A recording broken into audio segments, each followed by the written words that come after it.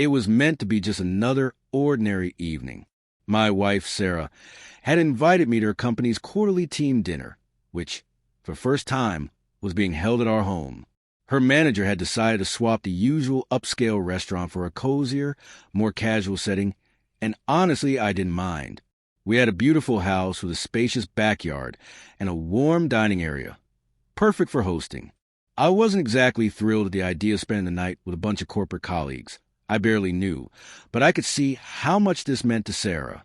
She wanted me to meet the people she spent her weekdays with, the ones she shared her professional life with. She even said with a hopeful smile, "I'd love for them to finally see how amazing you are." How could I say no? I spent the day bustling around the house, cleaning, setting up outdoor heaters, arranging chairs around the fire pit, prepping drinks, while Sarah took care of the catering. The atmosphere was relaxed, bathed in the warm glow of string lights hung across the backyard.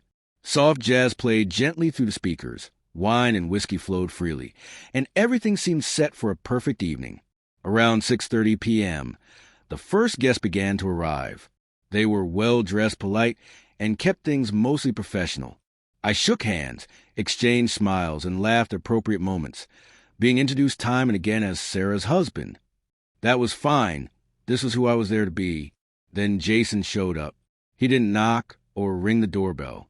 Instead, he swaggered right through the open patio doors like he owned the place.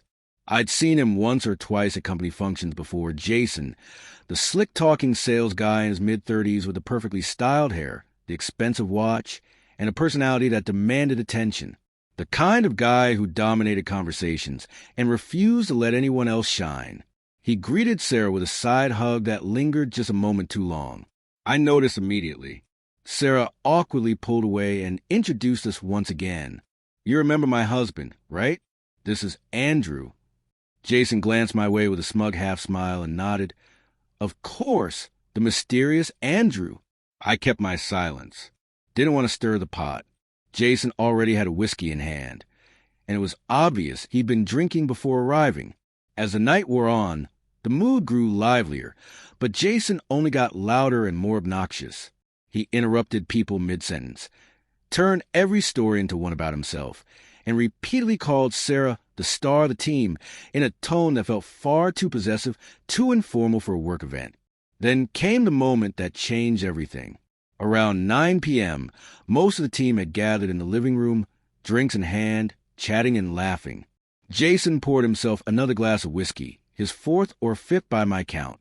He was mid-conversation with a few coworkers when suddenly he looked at me from across the room, raising his voice just enough for everyone to hear. "You know, Andrew's a lucky guy," he slurred, lazily pointing in my direction. "I mean, seriously, Sarah, your wife is way too hot."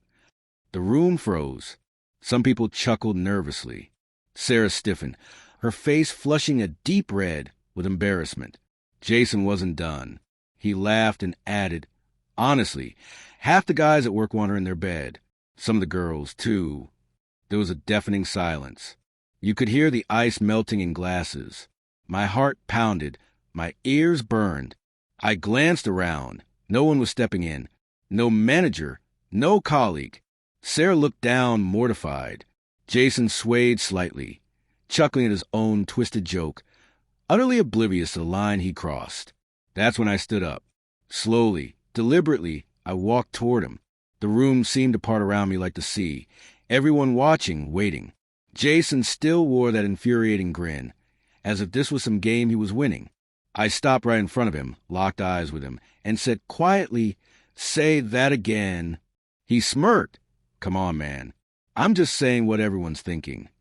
Without hesitation, I slapped him, a sharp, clean strike that cracked through the room like a whip. His drink flew from his hand, spilling across the floor. He stumbled backward, crashing into a side table and knocking over a vase. A collective gasp filled the room. Jason looked stunned, his cheek already reddening. I didn't give him a moment to recover.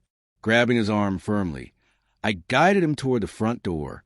"Get the hell out of my house," I said firmly. He tried to protest. "Hey, man." "Out." I snapped louder this time. "Before I forget you're a guest, and I'll treat you like a threat." Jason staggered into the night, wordless. I turned back to the living room. Silence. I looked at Sarah. Her eyes were wide, but in them I saw something deeper than shock, something close to pride. She walked over, took my hand gently, and whispered, "Thank you." That night, everything changed. In the following days, Sarah received calls and messages from coworkers, some apologizing for Jason's behavior, others quietly thanking me. Apparently, Jason had been making inappropriate comments for months behind closed doors, but no one dared confront him.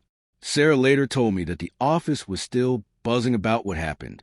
Jason was placed on leave, HR got involved, and he publicly humiliated himself in front of his team, revealing his true colors.